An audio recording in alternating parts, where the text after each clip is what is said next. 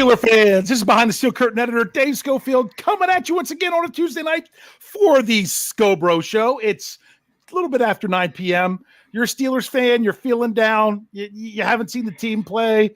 You haven't seen them play very well, and you haven't seen them play in over a week. Where else would you rather be right now? But with me, as always, unless when he's not, is my big brother, Rich. Rich, how's it going? It's going all right, Dave. Sorry, that's the new line. You missed one show, and that's the new line, right? With me as always, unless he's not. Yeah, well, you can't have to worry. Typical answer. Yeah, that's a Dave answer. But you didn't have to worry about how you were breathing this week, right? Yeah. Correct. That's right. Yeah. When there's no game, you can't lose. I would say there was a bright side to this past weekend. Yeah. The Steelers didn't lose. Yeah. So. Now, there's been some times in the past where the bye week has been very kind to the Steelers. I remember one year, I think they went from third to first in the division being on bye. You know, something crazy like that. I think that's happened more than once where they've moved up a lot. That obviously did not happen. But right now, that's not the biggest thing that the Steelers have to worry about. The Steelers have to worry about their own growth, development, improvement in order to bring things together to win games, which is what we're going to be talking about a lot tonight. Now, before we get into the news, which is plenty of good stuff that we have to talk about, just want to give a quick programming note. Yes, I know it was 10 after 9 when we started tonight. That's on me. This show might not be going until around 9:15 from now through probably February. It's all going to depend week by week. We're going to go somewhere in that range, unless, now Rich even has some stuff in his schedule ahead. We'll try to announce it a week ahead of time if we know we're going to get moved significantly. But as some of you may know, because of various things, some of you might not have been around during the offseason, but earlier this year, my father-in-law passed away. And my wife's had a hard time dealing with that. And tonight I finally was able to send her off to a grief meeting group. And because of that, I want to make sure she's able to do that on Tuesday nights. So she's going to be getting home at a time that might bump us back 5 or 10 minutes. And I'm like, hey, husband first, father first. Those things have to come first. I think hopefully people will understand if it's 10 minutes. So just to let you know, if we're running late in future weeks by hopefully no more than 15 minutes. If it's going to be more than that, we'll let you all know. So that's that moving forward. All right. Thank you, Jennifer. And I know I liked one of her comments on there on the tweets. If you all haven't checked it out, you can go check me out on Twitter, or you could check out the better one is, Jeff Hartman. That's something that went on in Steelers Nation. Well, not Steelers Nation, but BTSC Nation today. Yeah. And that was our Christmas tree went up.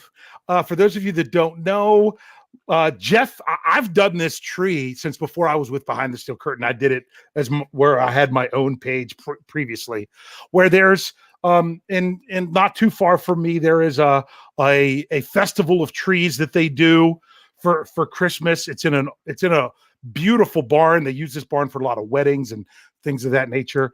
And they just set it all up with Christmas trees. Last year, Jeff and I went, decorated the tree. He put it on Twitter. We ended up on KDKA on Christmas evening for doing a story because we're kind of, there's a lot. I'll tell you, there's at least 2 Ravens trees. There's at least 2. But we also have our Steelers tree. Today was the day we went and got it set up.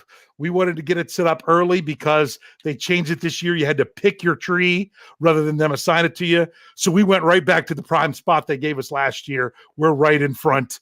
And we got the tree up there. If you want to see what it looks like, go check out either Jeff Hartman or myself on Twitter. And the pictures are there. Brian Anthony Davis was able to join us this year. It was a good time with all of us. And we had to do 2 different pictures because those guys decided to stand too much in front of the tree. So thank you, Jennifer, for noticing that. Let's dive into Steelers stuff. Anything else you want to say about that, Rich, or were you ready to dive into Steelers? Oh, let's dive into Steelers. Okay, so we took care. So we took care of administrative stuff about when we're going to do podcasts. We took care of BTSC news, Steelers news. Big one that came out first thing this morning. Well, not first of the things this morning was before Mike Tomlin's press conference.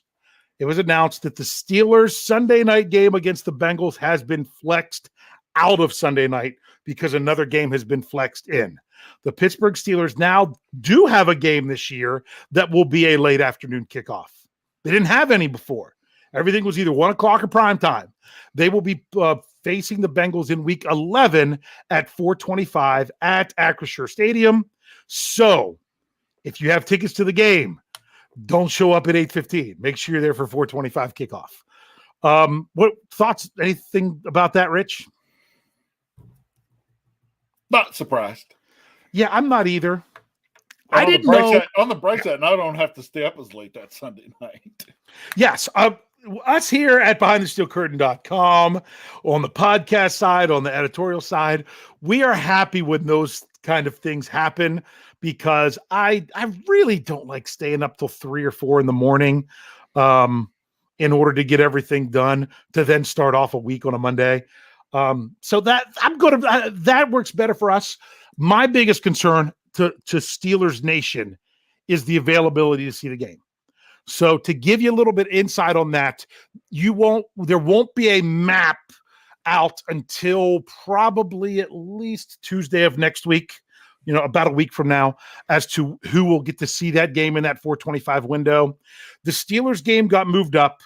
It's the Chiefs and Chargers got moved into that primetime spot.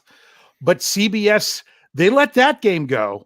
But CBS has another game at 4:25 that I assume they wouldn't let go because both of these teams have such a good record. And that is the Dallas Cowboys and the Minnesota Vikings. Even though it's 2 NFC teams, CBS has that game. So the question is, between those two games, which one are Steelers fans going to see based on where they are in the country? I'm sorry if you live in the Dallas or Minnesota area. I'm hoping because I have 2 CBS stations that at least one of them will maybe do the Steelers game, especially the Baltimore one, because of it being an AFC North matchup. But for everyone else, if you don't have Sunday ticket, I'm hoping you can still find a way to see the game if that affects you in that way. That's the biggest thing. What's up?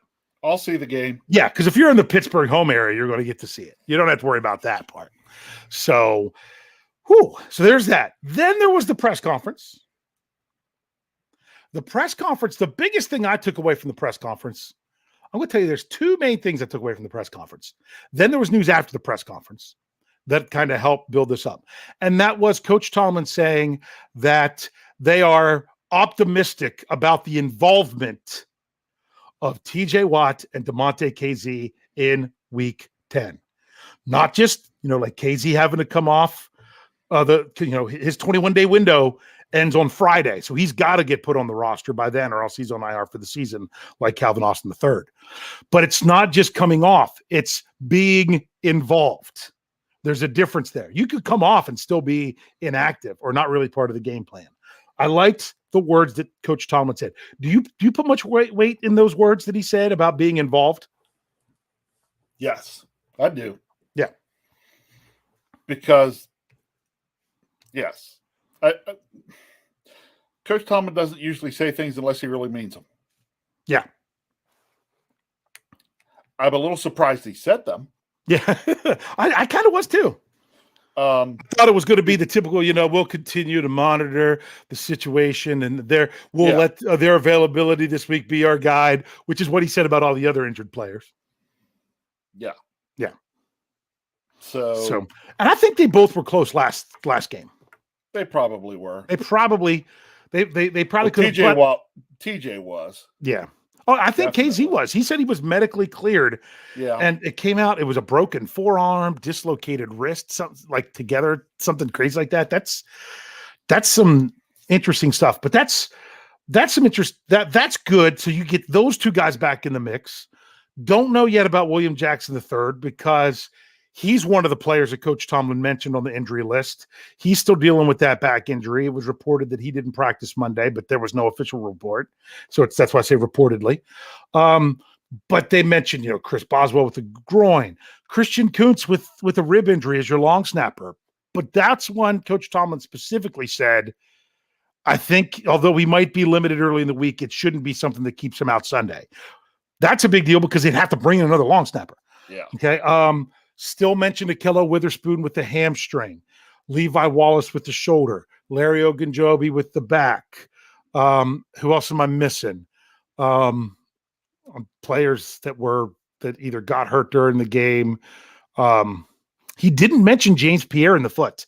That was one I was worried about during the game. Yeah.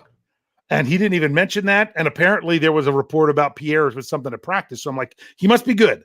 Because when you hear a foot and it's a corner, you're like, for all you know, he could end up on IR. But yeah, that's so there's that. I know there's someone else there I'm missing. I'm sorry if I do. Maybe people bring that up in the live chat. But the other thing for the press conference was that Coach Tomlin didn't dismiss the idea when it was asked of him about seeing an increased role for Jaylen Warren in the running game. He was asked if that's one of those possible changes. He was asked about Najee Harris. Is he still being affected by the injury he suffered in the preseason? Coach Tomlin says, well, he's healthy enough to play. Whether or not it's affecting him, I'm going to let Najee answer that. That is not an answer I expected from Coach Tomlin. How about you? No. Again, I'm used to the Coach Tomlin. When you get the Coach Tomlin non-answers, they tend to be the very, extremely cryptic. I'm not actually saying anything. Yeah. Although this was kind of a non-answer, it was more of an answer than He at least directed it to say if he says it's bothering, it is. If he says it's affecting him, it is. And if he doesn't say it, if he says it's not, then it's not. Right. So it's not. And as much as Coach Tomlin downplayed the injury when it happened, that's kind of a big turn for that one. So I thought that was interesting. But then his answer about, Jaylen Warren will continue to get opportunities when he was asked about that. I thought that was very telling as well. There's no reason. I mean, it's not like they're just going to say, all right, it's just going to be Warren and not Harris. But there's not really any significant reason that they can't give Jaylen Warren not just more snaps, but more carries. Agreed? Oh, I could argue that our running backs need more carries in general. Yeah. Well, no, they need more carries in situations where you're not expecting them to run. That's what I think. Well, we need more carries but to get more carries in the game, the runs have to be a little more effective. Yes. Yeah. So. Yeah. So I thought that was interesting. Then there was roster moves this afternoon. The Steelers released a player off their 53-man roster and did not replace them. The Steelers released outside linebacker Ryan Anderson. Now, that is who I projected would most likely be the player that would be released when TJ Watt returns. Now, they did not officially have TJ Watt return. They did not officially have DeMonte KZ return.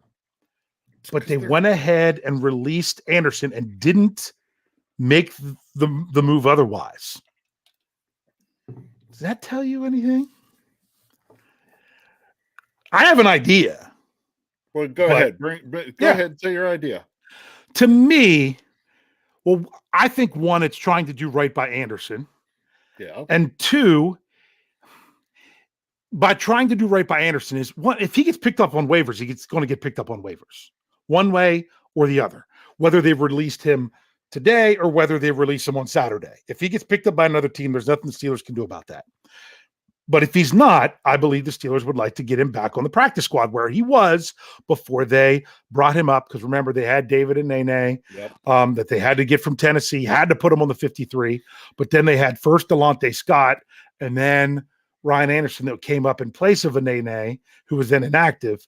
And then once they had a Nene for 3 weeks, a Nene got released inside of the practice squad and Anderson got promoted.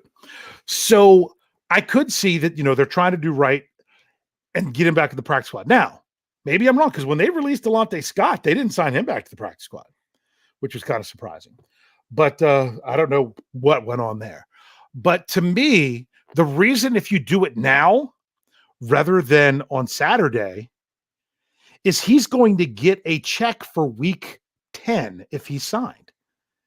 If you wait till Saturday and release him, he can't be claimed off waivers until Monday. He can't end up on any team, and he does not get, whether it's a practice squad check or a game check, from anybody in week 10.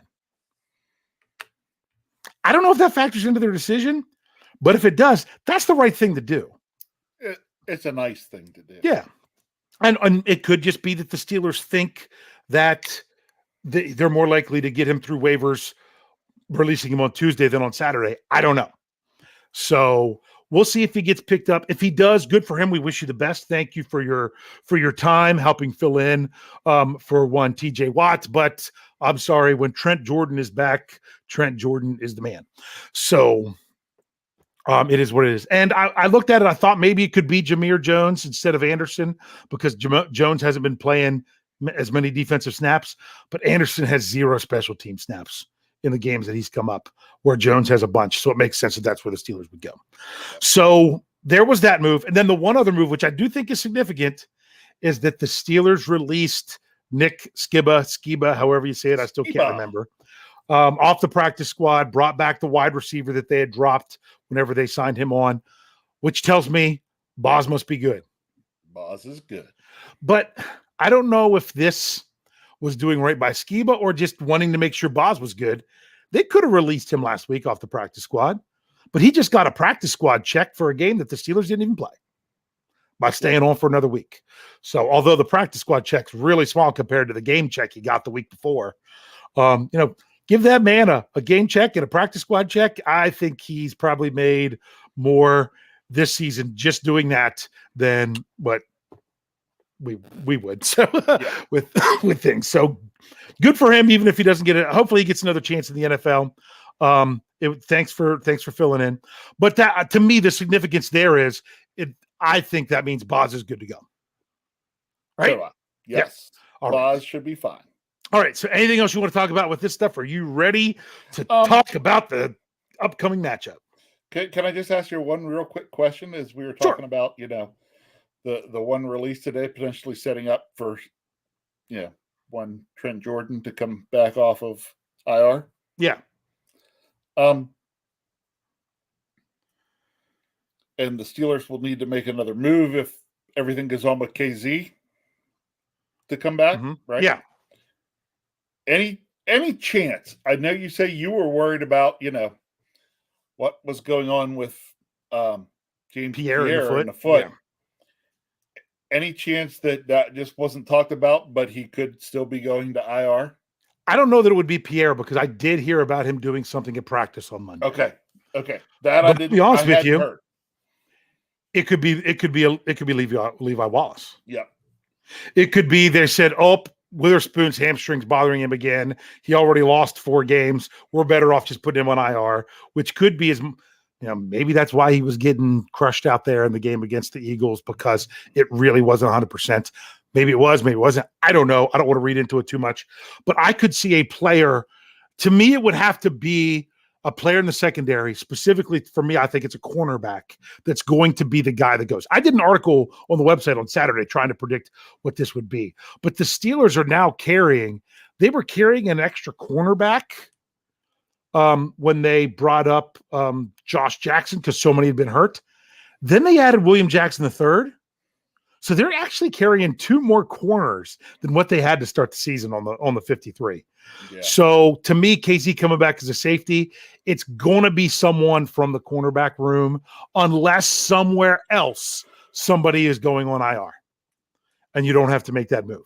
Okay. So if it's a healthy person, unfortunately, I think it's going to be Josh Jackson, just because he's the low man on the totem pole. Although he did not play as bad as what some of the guys that you paid the money for and are expecting to do better have been playing. So, yeah. I don't know. So it's interesting how that all. We don't have to make that choice. No, we don't have to do that. But I honestly talk about it after it's done. I wouldn't be shocked. Criticize. if even though they let Anderson go, that KZ is the first one that comes back on the 53 because his window's up on Friday and TJ Watt isn't up until next week. And they'll wait and do TJ Watt maybe even on Saturday or something. They might not. They might do it tomorrow. But to see if there is an IR move first. Yep. So they've got a plan. They'll figure it all out. Don't you think? Yep. All right. So let's get into the topic of this show. This is something that I kind of feel adamant about, partially because of what this Sunday means to you and me. What's this Sunday mean to you and me? We get to come through the tunnel. Bam, there's the city. There's the city. We get to go on down to the Station Square. The Station Square. We get to walk on to the Gateway Clipper, even though it's supposed to be a high of like 37.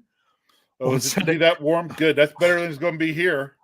I don't know. I'm saying that now. Every time I check Pittsburgh's weather for Sunday, their high for the day drops a degree or two. It was originally 46 when I first watched, and I keep checking. I'm like, I got to stop checking because every time it's lower. Yeah, so you know what they're calling for the high here in Mountain, Maryland? Yeah. Mm-hmm. 29. Woo! Yeah. So it could be dropping down there pretty low. It really could, but I'm worried I'm going to have to wear the camo windproof, heavy suit to the game on Sunday if it's going to be that cold. But yeah, so we are scheduled to be there. We were both scheduled to be there with our sons. And the reason I say scheduled is this. You all obviously can't see it here, but I don't even know if you know about this. I'm currently wearing a walking boot. I have since Friday. I've had a foot problem. I'm sure my mother told it. Of course. Or our father. So I probably should have put it on Thursday. But didn't. I was just trying to power through. I'm dealing with some issues with my foot / ankle. Even if I have to wear the boot, I'm going to the game. My only concern is sometimes when I have to wear the boot, when I get a flare up like this, the other one gets bad from babying this one. And if both of them are bad, I only have one boot. So that's what's going on. So I'm hoping that unless that becomes an issue, we will be there at Acrisure Stadium to watch this game. We will not be sitting together. You will be in your seats with your son. I will be in my seats with my son. But you might be hanging out if we get there early enough. You might hang out with us as part of the 122 crew. So if anybody is going to be at the game Sunday at the Saints game, reach out to me or just come see us. Come see us. Section 122 row Q. 122 row Q. I'm at the end more towards section 123 if you have to come down one of the aisles. I'm the biggest dude you'll probably see that's not actually on the field. That's what you got to do to look for me. So it's funny. Someone said Epsom salt, Dave. Yeah, I've been doing hour-long soaks every other night, which might be more than they say I'm supposed to do. But yeah, I've been trying to take care of it here. So I'm excited about this game because when we go to games together, things just kind of seem to come together. Last year we went to the who was that team? The Broncos game. Yes. And that to me, I felt was kind of a pivotal game for the Steelers. They were 1-4 at the time, something like that. And the Broncos game is when things started to get turned around a little bit. So once again, it's a game we're going to. It's coming off the bye. And it's against a team that does not have a winning record. Yes, the Steelers are still underdogs at home, even after that, I'll just call it interesting performance by the Saints on Monday night. But interesting. I'm going to say it. So that's lousy. Yeah. So, but I also think that line could move a little bit if more comes out about one Trent Jordan Watt. But to me, I think this game, the Steelers Week 10 game, is going to set the tone for the rest of 2022. And you're like, really? Yeah. Here's why. The offense needs to get it together. We've been waiting through 8 games for the offense to get it together. Still can't put up more than 20 points. They still might not be able to put up more than 20 points against the Saints. but it doesn't mean that they can't win the game. If the offense can start to show a little bit more life, the defense gets a spark from some players returning. The Steelers are hitting a stretch of their schedule where, well, let's just say this. Before this last week's game, none of them were over 500 of their next five opponents or so. Now, the Bengals won, so now they're above 500. I can't remember. Did the Falcons move to 500 or above 500? I can't remember.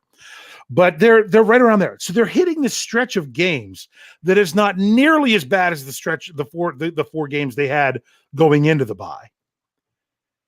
If they can come out and win this game, you can start to feel that the Steelers might be able to stay, quote, I'm doing air quotes, relevant for a longer portion of the season. If they come out and drop this one to the Saints and go to 2-7, they're always going to be that team that now teams look at as, oh, this team's struggling this year. This is one we should win. I've said a lot there. What do you think about some of that stuff that I've said? Parts of it you agree, parts of it you disagree. Give your thoughts on stuff there, Rich. I'm with you in the fact that the Steelers are getting into a much easier stretch of their schedule. Where are they right now? I know the Ravens have the supposedly, air quotes again, easiest schedule left. But you know why? The difference is the Steelers are 2-6 and the Ravens are 6-3. Yeah. Yes. And they play each other twice. So therefore the Ravens schedule's easier because the Steelers are the bad team and the Ravens are the good team. That's why. Yeah. Otherwise they play almost the same teams. Right. There's that. I'll give you that. Although, I told you that, I went to vote this morning, then I took the day off of work and I went fishing with the good pastor, Tim Pratt, and we talked Steelers, and he asked me what the Steelers would do with the second half of their season, kind of. And basically I said the Steelers could get to 6 wins on the season, win 4 in the second half. And he didn't believe that was true. And I was like, oh goodness. Oh, wow. That must be. You said rough. 6 and what? 6 overall. Well, just 6 wins. Just they go the Steelers could go 4-5. I said they might go 5-4. Just making sure I understood the numbers there. Gotcha. I really think they're with the schedule they have left. They're a 500 ball club, right? And he doesn't think they're that high. But as the title of our show says, this week will answer all of that. I think so too. If the Steelers lose the game this week, I am going to be more likely to join the good pastor and say, yeah, they don't get the 6 wins. Yeah, I don't know. 6. I think they could do 6. But to me, if you're going to end up 6-11, you're really not relevant. To me, if you fall to 2-7, I would love to see a graphic in the month of December that when they're talking about this playoff seeds and then who the wild card teams are, and they have like 6 teams listed in the hunt. Wouldn't it be great if the Steelers could at least be at the bottom of that? I'm not saying they should go to the playoffs. I'm not saying that. That's a big ask. But it would be nice for them to at least stay in the picture, make some noise, and make teams still circle that game against the Steelers for the reasons they used to of this is going to be a tough one, rather than, oh, wait, this is one that we should be able to win. Because I still almost feel like the Eagles looked at that game against the Steelers coming out of the bye and then knowing they had a short week to we just need to kind of not exert ourselves too much and just get the win in order to make sure we're okay for a short week. It almost felt that way as the game went on, didn't it? Yeah. Yeah. So now granted, the Eagles are a really good team, but I don't want teams looking at the Steelers in that way. But then again, I don't know that the Steelers, to me, the best team the Steelers have left on their schedule. Looking at things right now, we understand things could change in 4 weeks. Teams could get on a roll. Teams that are looking great could suddenly look could look weak. My goodness, we know it was 2 seasons ago the Steelers were 11-0 when we were scared to death at the end because of how much things fell apart at the end. We know how things can change in just a few weeks. But if you look at things right now, the best team that the Steelers have left on their schedule, they play twice, and that's Baltimore. And I mean, that's because they've got the best record left of everyone of all the teams left right now. But even Baltimore, they might be up there with Buffalo and Philly, but maybe not quite. And the Steelers at least get them at home for one of those. So I still think that the worst of the worst for the Steelers opponent-wise is behind them. So therefore, there's no excuse. None. Now, some people say, the opponent doesn't matter when you're such a terrible offense. I'm like, you don't mean to tell me that if you're going up against the number 1 or number 2 defense in the league, that is any different than going up against the 32nd defense in the league? Because that's kind of what the Steelers are going to, because I have to look at it for Stat Geek this week, but the Saints, when it comes to defense, they're really far down. So you don't tell me that there's a difference there with what maybe the Steelers can do on offense based on who they're going against. I sure hope so. And if there isn't, then that shows you the problem really is the Steelers. And not just really is the Steelers. It's really, really the Steelers. Yeah. And we could even go into more specifics about that, but we don't need to get all riled up about those. No, we don't. Why don't you take your break? Yeah, we got to take a break because we've been rolling over way over in these shows recently. So we're gonna try to not do that. So we're gonna take a quick break, and we're not going anywhere here on the live show on the YouTube, Facebook. Well, it'll just be a couple seconds. But on the audio side, just hear a word from our sponsors, and we'll be right back. And we're back, Pittsburgh Steelers fans. Thanks for joining us. Let's talk. We're talking about this matchup with the Saints, and we're not talking personnel. We're not talking about specific players on the Saints right now. We're just talking about this game is very pivotal for the Steelers because it can really set the tone for the second half. Jennifer asked a question. I only saw, I until we took a break, I hadn't been looking at the live chat. Sorry, everybody. But someone said about how she asked a question. She said, I report the Saints defense is good against the run and bad against the pass. Where are they ranked? I will be honest with you. Teams that are bad against the pass generally get ranked down really bad. I know before last week, I'm pretty sure the worst pass defense was the Ravens. But then now things might not be so bad for him. I will be covering that on my Stat Geek podcast that comes out Thursday morning. I don't have that information right now, Jennifer, but that very well could be the case. There's a lot of times teams that are good against the run, but bad against the pass. Overall, think about it. What percentage of yards in an offense comes from pass versus run? Oh, it's typically minimum 2-to-1 pass. Yeah, it's generally 2-to-1 pass. So if you're good at stopping the run but bad against the pass, then the portion of the game that gives up more yards, you're giving up even more yards. And the portion of the game that doesn't give up as many yards, so you're not giving up as many yards. We'll see how that all works out for the Steelers. We'll get some more breakdown into that. But thank you, Jennifer. That was a good question. And some people in the live chat might even have that for you. So people are asking, and those are asking about, what people are asking about, aren't the Steelers the worst? Are they the worst pass offense or whatever? Oh, they're the worst. They're the worst defense with everything. Well, the Steelers defense was, where are we? Okay. Oh no, it was the offense. Sorry, it was the offense that before last week was the worst in the NFL in points scored. They were 32nd. And then the Colts got even worse. Yeah. So I'm pretty sure when I break this down, they're going to be 31st. This was at the bye week before the games last week. The Steelers defense, here's the one that's going to get you. The Steelers The Steelers are the ones that are bad against the pass and decent against the run this year. Wait, what? These guys are not? Yeah. Going into the bye week before those other games, the Steelers were 31st in the NFL against the pass, but only 16th. They were 16th against the run. So the run defense has not been the problem for the Steelers so far this year. But when you're giving up games like you did in Buffalo, those things are going to happen. So I'll have more for that on Stat Geek. All right. Let's see if the Steelers secondary can get a little bit of a boost from players coming in.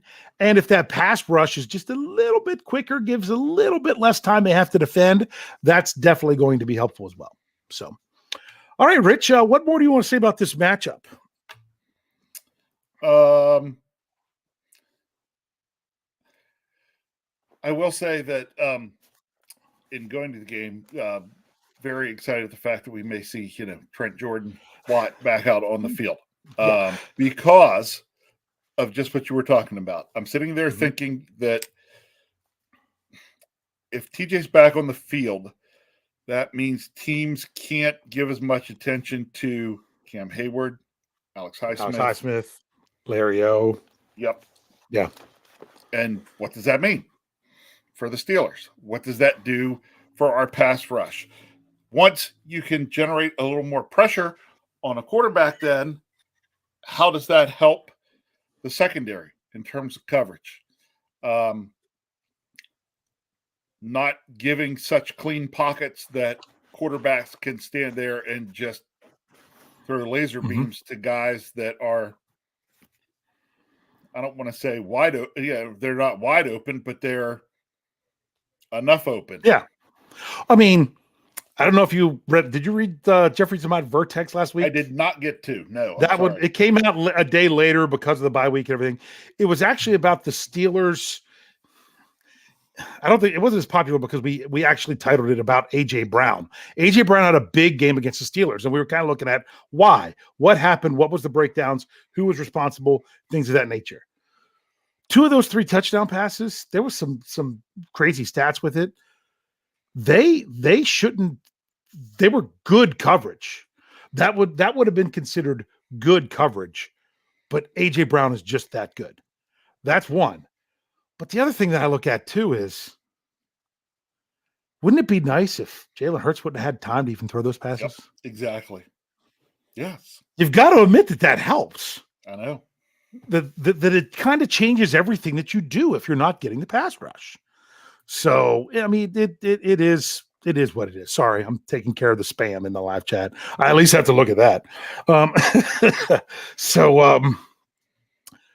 Yeah, honestly, of course, I want to see TJ Watt and see a better pass rush. How electric is it going to be? They're going to announce the defense. And he's going to be last. How crazy is it going to go when Trent Jordan Watt comes out of the tunnel, gives the leap, and goes crazy to be coming back with the Steelers after missing 7 games? There will be many a terrible tale a-twirling. Yes, that's, to me, that right there. It's funny, when we looked at the schedule early on, this was a game some people thought, well, maybe that's when you're going to see Kenny Pickett for the first time. Yeah. It really was. And I'm still going to say that I still think I don't think that was handled very well. If Pickett wasn't going to start in week 1, he probably shouldn't have started until week 10. I don't think that was all Mike Tomlin. I still think there was pressure coming from other places. It's my own speculation. I have no inside information about that. It's just a feeling that I get. And I brought this up in our Slack channel. I get that feeling because as time has gone on, I would expect things to be said by people that would make that feeling that I have go away, and it hasn't. So it's not that it's been confirmed. It just hasn't been denied. One of those things. But yeah, I just want to, TJ Watt coming out there, I think is going to have that stadium's going to be on fire like it was when Kenny Pickett came in at halftime. Yeah, possibly, and I'm going to say probably even more. Quite possibly. I just hope that I don't know if I've ever been the one. I shouldn't admit this. I will. There are times that I go so crazy cheering at games, I actually fall back into my seat because I get lightheaded. Do you ever do that? Where I'm going so crazy that I'm like, oh, I got to sit down for a second. Don't you remember which game was that you and I were at where I did that? Was it last year or year before? Yeah. There's like, I mean, it wasn't the year before. Yeah. Was it last year or 2 years or 3 years ago? Renegade can do that to me at times. Just overall cheering and going crazy that I'm just like, well, and that's when you know it's great. That's when you know, no, that it's great. So I just think when we come back next Tuesday, if you can take a deep breath, then I think the Steelers will be like, okay, now where are they going to go from here to try to keep themselves, I don't have big ambitions for this season. I know there's some people that they're like, I will never think the Steelers will not win the Super Bowl until they're eliminated from the playoffs, either during the regular season or get knocked out of the playoffs. I'm not that crazy. I'm a little bit crazy, but I'm not quite that crazy. But I'm also not telling anyone that is that crazy that it's not outside the realm of possibility. This team, what if something just clicks? But there's also this part of the fan base that they look at things and they look at a game like this one against New Orleans. They're even looking like ones ahead, like when the Steelers still play the Panthers, who are a bit of a mess, and the Colts, who are a royal mess, that they still have those games. And they're like, there's no way the Steelers could even win those games. I mean, what makes you think that they could do anything to win those games? It's called a young team improving. That's all I want to see, particularly on offense. A young team get a young offensive team improve, and a defense getting healthier. That could be a really good recipe for success. And I would much rather the Steelers get on a roll and win a bunch of games the second half of the season than in the first half of the season. Because we've seen how that would go. I'm not saying they could really, someone else said it earlier. I didn't even see who it was. They're like, I'm a believer that this team can still go, 10-7, go 8-1. Not basically, they'd have to go 8-1 over the last 9 games. You know what? Great. I believe that it's anyone who says that's possible. I'm not going to say you're wrong. It's possible. The question is, how probable is it?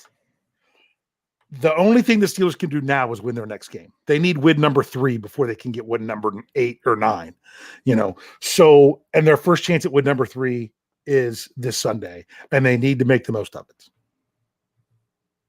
Agreed? Yeah. I'm trying to give you a chance to say something. They need to play, I want to say, I wanted to say smart football, but that's not even what I'm looking for. They need to offensively, we need to sustain drives. Defensively, we need to make sure we're stopping the players on the other team that could be, that could cause the most damage to us. Mm-hmm. So, for us, we need to sustain drives. We need to get to the red zone and score touchdowns. We need, honestly, defensively, this game, Taysom Hill, Alvin Kamara, we need to shut those guys down. Yeah. I'd love to see, Trent Jordan and Cam Hayward, I don't want to say getting up close and personal with their old friend Andy Dalton. Yeah. And if those kinds of things happen, then it's going to be a good day for the Steelers. Yeah. I'm going to bring up a comment. And this was from no one you know. It says the only time I get pissed at them is when they look like they just rolled over and took it. Yes. So, and it seems like the Steelers have had that this year. I feel like Buffalo was the worst. I think at least with Philly, until the strip sack, they still had the chance to make me think they could get within a score, and then it all fell apart. You want to see the team out there giving it all that they could have a chance to win the game. So far from Kenny Pickett, and I mean, he's a rookie. These things just don't come to everybody right away.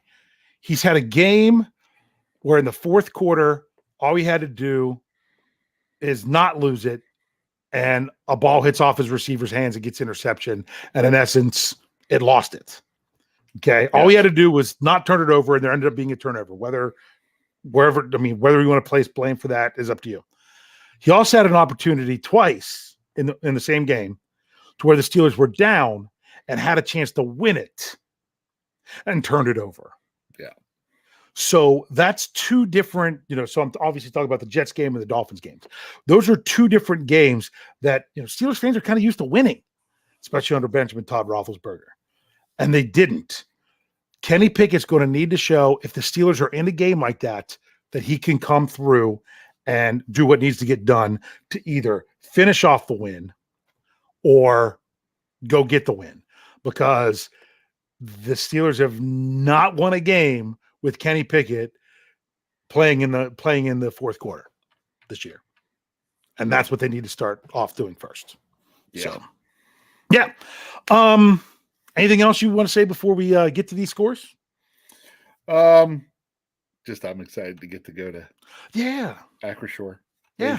Raise your hand. Yes. Shout out to what Ian's talking about, and they're great. I'm sorry, I've had their Growing Pains song stuck in my head ever since they did it about Kenny Pickett, the Growing Pains theme. It's hilarious. If you don't know what I'm talking about, make sure you check out what Ian's talking about. That comes out Thursday at noon on our audio only platform. Well, wouldn't it be hilarious? I mean, we could include Gabriel, but he probably wouldn't do it. But you, me, and Kyle, marching down through the Great Hall at the Acrisure Stadium, singing the confident. Yeah, confidence, dry and secure.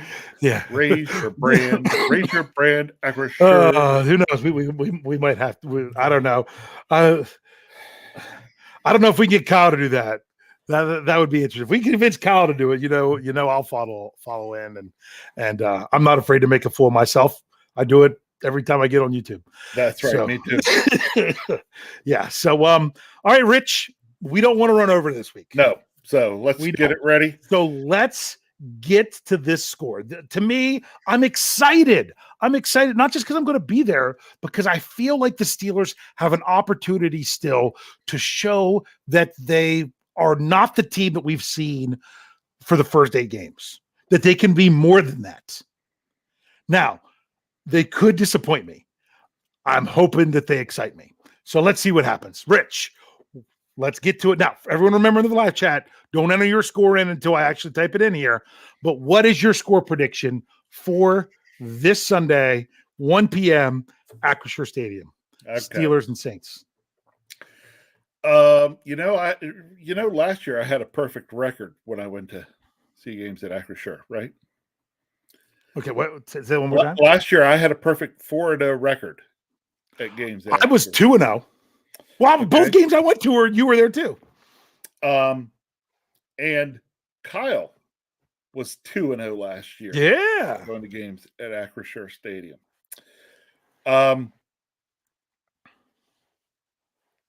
So although I said I wasn't going to do this, I'm going to go ahead and go back and do this, and I'm going to hop back on the winning ways here. Partly just because I sat through and watched that game last night while I was working on some stuff in upstairs. I had the game on, and it was so bad. I was like, oh my goodness, if we can't beat the Saints. Yeah. So I'm going with a Steeler victory. I'm going with the 24-19 Steelers. 24-19. So the key thing about that is the Steelers go over 20 points. Yes. Okay, and then they hold their opponent under 20. So that's good. Yeah, but yeah, everyone was ready. Lots of people ready. Remember, if you don't say a team, we're assuming you mean Steelers. Man, they were ready. They were ready. Here we go. Thomas Riley. He says Steelers 30, Saints 9. 9. I like that one. I do. I do. Okay. Steel Dog 88 says 27-23 Steelers. Kathy Ford. Whoa, skipped on me. She's still there. Yes, says 24-10. George Teston says 17-0 Steelers, going with the shutout. And George OTJ says 31-13. Ooh, 31. That's ambitious for this offense. Yeah. I would love to see over 20. Man, over 30. That would be that would really be something. Brian Brown would be 14-10 Steelers. Man, that would make a lot of people kind of have to cool it a little bit if the Steelers, without any other defense or special team touchdowns, if they hit 30 points. That would be something. Mark Malone says 27-20 Steelers. State of the Steelers also says 20-9. Was the other one 20-9 or was it? I know it was to 9. The other one was 30-9. Okay. Yeah. He says 20-9. Okay. Occam's Ox, 2013 Steelers. No one you know. 1917 Saints. Okay. This guy, Rich. What's the name? I can't get it right. DT's NSON. Okay. Steelers 31-16. I always mess that one up, and you always tell me the right way to say it. So Kevin Brokenborough says 27-17 Steelers. Brian Blackstock says Steelers 23-17, and then also gives a prediction about TJ Watt and his sacks. Mark Tobin says Saints 30-17. Harvey Stone Jr. says Steelers 20-17. Jerry Frazier says 6-3 Saints. Yeah, I call that. Boy, wouldn't that be exciting for us to sit there in the cold to see 9 total points. Dion Eaton says Steelers 24, Saints 14. Jacob Heinrich says 21-17 Steelers. Outside Steelers fan says good guys 17, Saints 24 with a frowny face. Oh, man. Reginald Rivers 23-16 Steelers. Tyler W. He went saying he's the one who got it before I said scores before. 24-10 Steelers. He has a defensive touchdown coming in to help to go over 20. 27-17 Steelers comes from Sherry Richards. Devin Logan says 17-9 Steelers. John Funker says 24-17 Steelers. Jerry Cherryban 27-23 Steelers. Hey, Jerry Cherryban. Baby. Thanks for the music. Thanks for the music. Mike Barrett, 13-17 Steelers. Okay. Joseph Brown, Steelers 42, Saints 10. That would set the tone for the second half of 2022. For the second half, yeah. So to me, I'm looking at it as just if the Steelers could play well and pull off a win. If they have a decisive win, that changes everything. I'm not even looking for a decisive win. I just want the W. Okay. George OTJ says O scores 21 and D sets up a field goal and gets a pick. Did he have a score earlier? I missed it. He had a score earlier. Okay, I missed it. Okay. Tyler W said he was too excited. Alex Flores says Steelers 3, Saints 21. So I will say this. The Saints are a team. I haven't verified this yet if they're the only team, but they are one of the teams that Mike Tomlin has not defeated. The Steelers have never beat the Saints under Mike Tomlin. So I'm gonna they might be the only one. I'm gonna have to look into that. So but do we have any more coming through? No, I think we got through those pretty quick. So nope, got another one. Dennis Pavlak, 24-16 Steelers. There you go. So I'm glad to be excited. I think the story comes down to our resident homer, one Jefferson Bartholomew Hartman. And man, oh man, was he down in the dumps after that Eagles game. To me, the Eagles game, it didn't give me anything that I wasn't expecting. I was expecting the Steelers. I didn't have lofty expectations that they were going to beat the Eagles. The Eagles were just too hot of a team, coming off a bye, going to their place, all those things. Okay. Connor Brown says, I got the defense coming in strong, 24-10 Steelers. Okay. But Jeff was down after that game. He was just like, he didn't feel like there was anything to really be excited about. You know, the excitement over Kenny Pickett is dying down. You're wanting to act. You're like, all right, Kenny, we've got the excitement. Now we need to see you start producing. Is kind of where it's going. Yeah. And I mean, I had not seen Jeff Hartman that down as a Steelers fan, especially at this point of the season, since I've met him in 2018. And then the trade deadline happened, and he was right back. He was back just that the Steelers weren't just sitting back and saying, the standard's the standard. We're just going to keep doing what we're doing. No, they didn't make a coaching change, but honestly, I would not be surprised if we see some differences in both the Steelers offense and defense coming out there on Sunday. If we don't see any, even if it's just subtle, small things that we're like, oh yeah, look at them, pulling this out now or something. If we don't see that, that's when I'm going to be really disappointed. If this team's going to improve, it's Coach Tomlin said it today. Is it that things have to change, or do they have to just get better at what they do? And he said the answer is both. Good. Okay. Mike Tomlin's first game as a Steeler that's not the last time the Steelers beat the Saints was in 2006. The last time the Steelers beat the Saints, from what I had looked up, was in 2006.